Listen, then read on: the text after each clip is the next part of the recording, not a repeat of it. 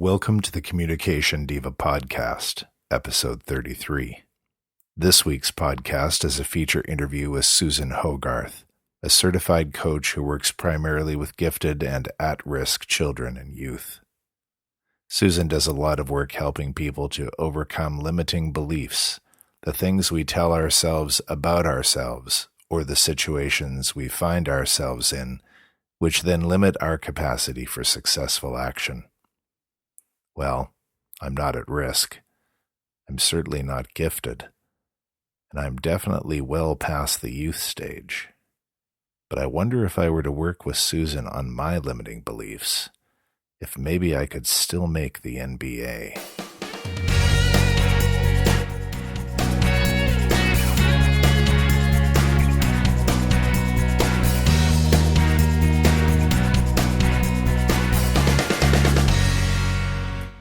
Hey everyone, this is Jen Swanson and welcome to Communication Diva, the podcast that helps you to explore and improve your communication skills in the hope of improving your relationships. And I am pleased to be back here with you. I've been busy, away from home, working and studying and taking a course downtown Vancouver, and it has just been a whirlwind of a couple of weeks.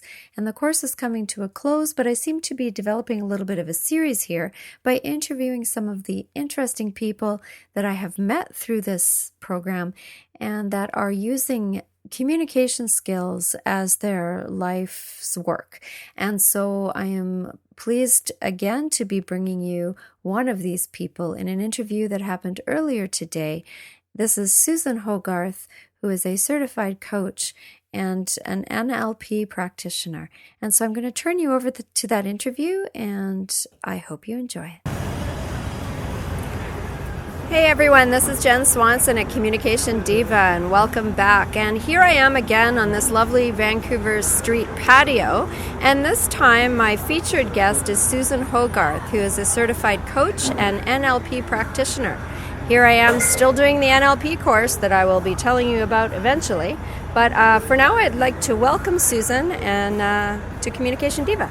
Great. Thanks, Jen. I'm thrilled actually to be doing this interview. Great. Good. And I just thought I'd start by asking you what it is that you do, your coaching focus, and let the listeners know who might not know much about coaching, what it is all about. Great. I own a company called Comfort Zone Coaching. And for me, it's about stepping outside our comfort zones and displacing those limiting beliefs that we have on ourselves, and just really kind of stepping outside the box and taking a look from the outside in. And I work mainly with gifted and at-risk youth, so that's kind of the 20% that sit on either side of the kids that are in school that have no problems. They just kind of go through day-to-day life, but the gifted kids have a lot of difficulties sometimes, and so of course at the other end of the spectrum, ADD, ADHD, learning disabilities, things like that. So that's who my focus is. Okay, and so do you work with the children themselves, or do you work with the parents and the families, or how does that work out? Actually, I do both. So my main passion is definitely the kids. But I do run parent groups. I am a certified SANG parent facilitator. So SANG stands for Supporting Emotional Needs of Gifted, and I run parent groups. I do them both in person and I do them online now. And I've actually found that most of my focus, because I can reach a much wider area of students, and that is I do most of my courses online now. So that would be a different way of reaching people. Is it live online, or are they webinars that are recorded, or how does that work? They're normally live online, and I normally do it via webinars. And I do record them as well too, so if somebody misses a class or that, then they obviously have the opportunity to go back and listen to it. And yeah, I just find that it creates a community. And you know what? We all want to belong to a community and really understand that we do not stand alone in this world. And we're becoming, in some places and in some ways, more isolative, and so community is becoming more and more key, I think, in a lot of places. So could you take me through, sort of what you do in a coaching session with someone at either end of the spectrum? You know, a couple of the things that I do is, one, start to get rid of those limiting beliefs that they have about themselves. Because the reality is, you know what, we all have amazing gifts that work within us all the time.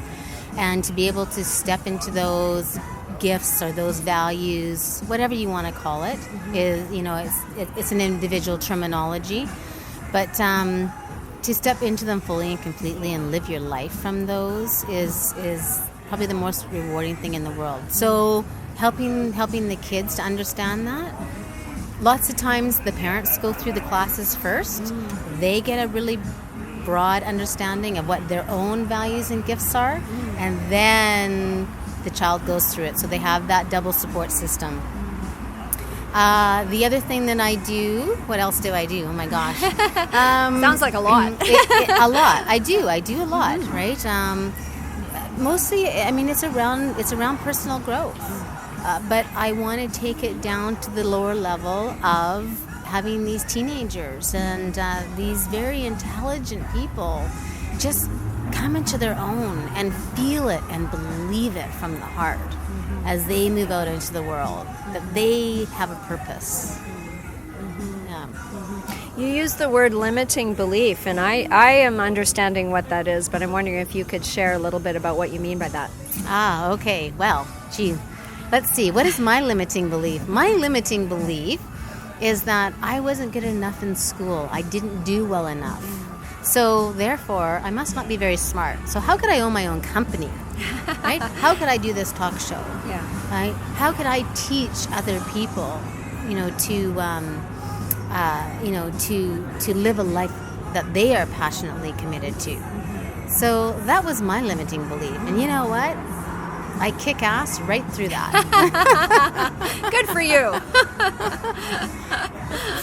Good for you. And we are here taking a course called NLP. And I wonder if you can talk a little bit about what your understanding of that is and how you will use that to inform the work that you do. Okay, NLP, Neuro-Linguistics Practitioner. And it's just around neurology and language, but the way people use language. So it's about understanding how we're using our words, our body. I have absolutely no idea why this is not being taught to teachers. That blows my mind. So that they can really understand the terminology that these kids are using and to give them the skills that they truly need. So for me, and NLP too is breaking the beliefs. So that's what it is for me in a nutshell. I'm sure everybody can Google it. Yeah, absolutely. And I'll be talking more and more about it as well in future episodes. But what are some of the other limiting beliefs, perhaps, not being good in school, not being smart enough, that you are finding with some of these gifted kids and also with youth at risk? What are some of them? With the gifted kids, a lot of it is around perfectionism, right? Oh man, there's so many things. As soon as you say that, my head just kind of floods with lots of different things. Many times I'll have a parent that will phone me and they'll say, I don't know if my child is gifted. And we talk a little bit, and the very first thing that one of the first things that I'll say to them, you know what, if you think it, I will almost 100% guarantee that it is true, that they're gifted. They stand out, as well do the kids on the other end with the learning disabilities and that, and lots of them will fit right in as well too.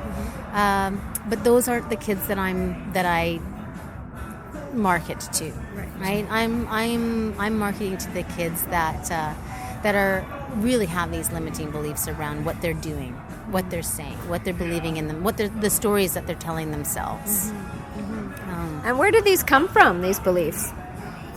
You know what? Everywhere. They come from everywhere. They come from maybe a storybook that they've read, and they've just taken the information in the wrong way. It comes from a stranger passing by on the street that might have said something to them, and it's just gone in, and it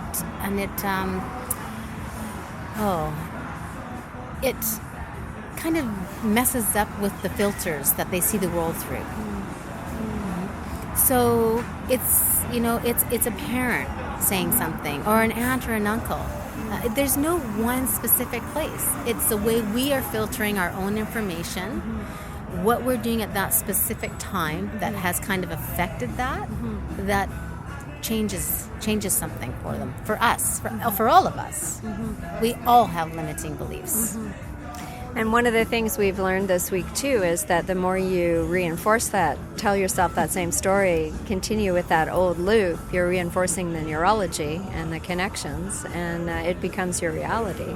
So for some of these kids that are that you're working with, what have you been able to do for some of these families and these youth? Well, with the parent group, it opens them up to seeing things through different parents' eyes, which is a huge aha moment, and it helps them realize that they're not alone and that they are not in this alone. Okay, so that's a start in there, and then I run programs called Discovering Your Sacred Gifts, and it's about the 24 universal gifts, and each of us have 2 to 6 gifts that reside within us all throughout our whole life.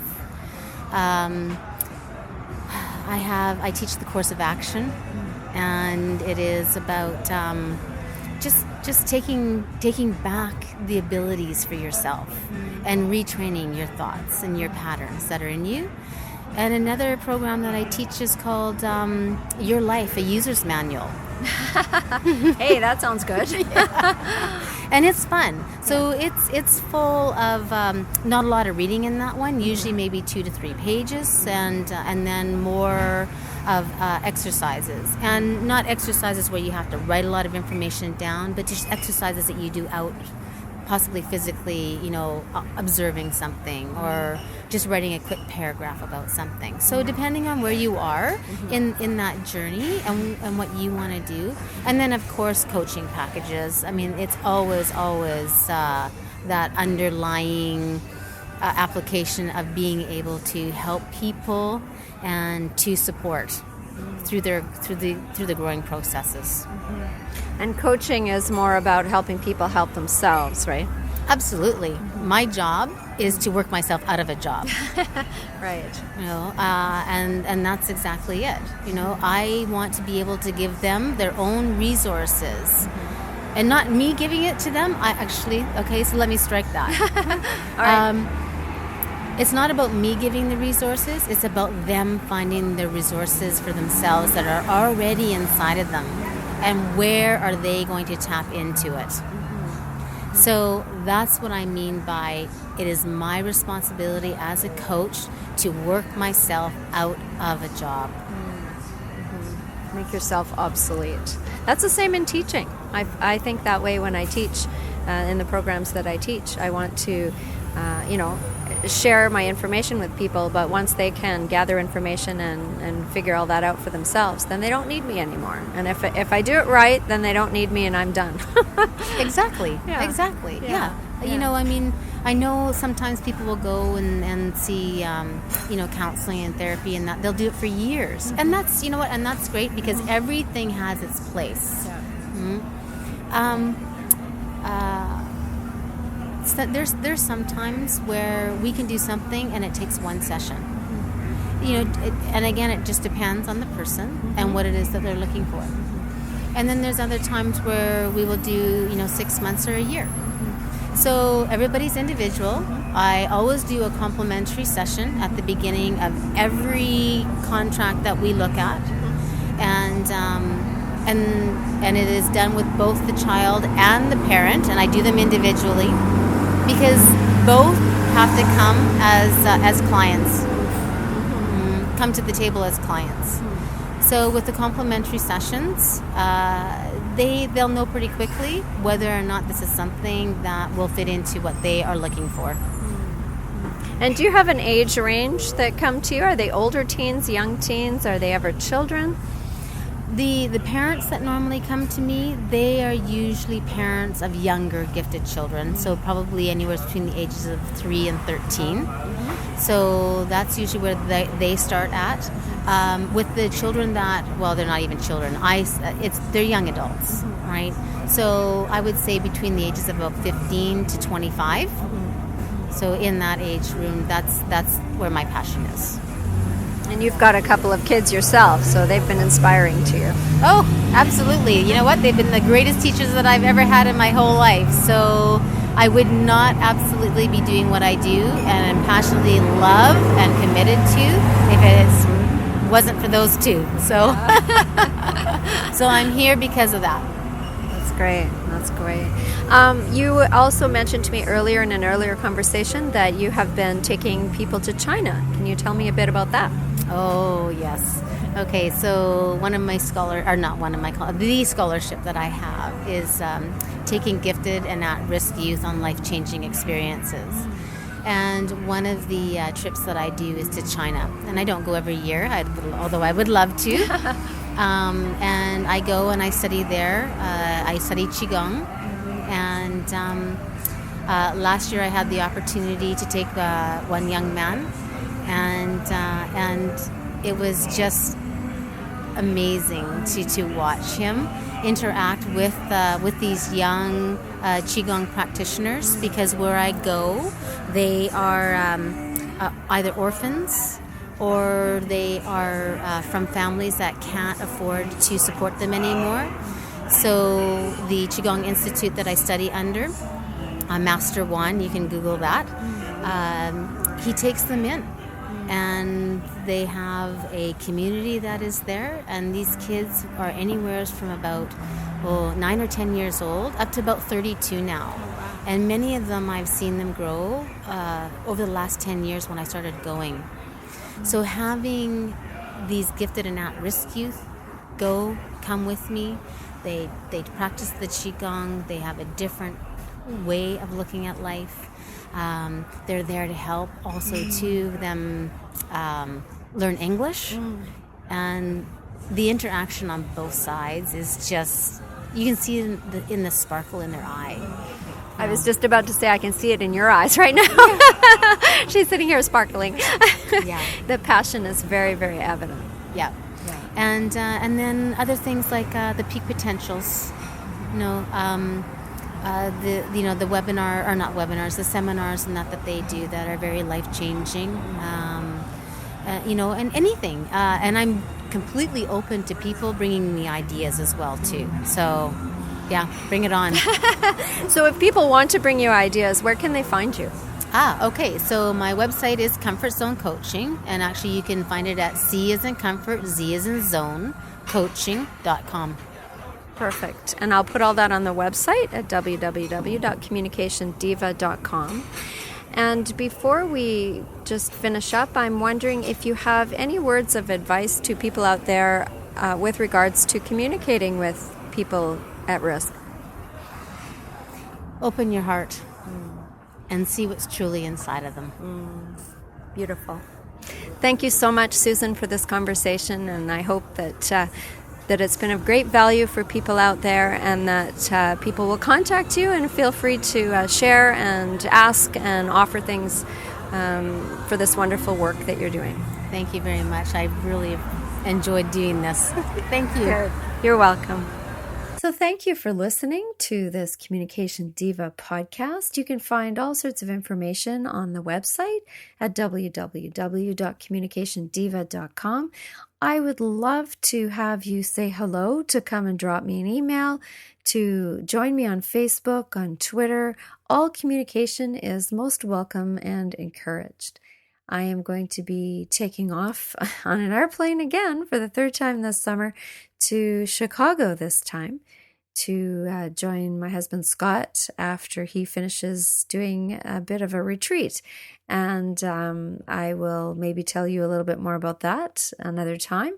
But I am looking forward to exploring that city a little bit and to just resting and relaxing and rejuvenating, as it's been a kind of a crazy summer with moving and all of the rest of it. I will be bringing you yet another fascinating interview. Well, at least an interview with a fascinating person next week with a coach that I have come to know a little bit more over the weeks that we've been studying together. And I think you will really enjoy her perspective as well. So I'll save who that is and what that's all about for next time. But until next time, thank you once again for listening to episode 33, and I hope you have a fabulous week.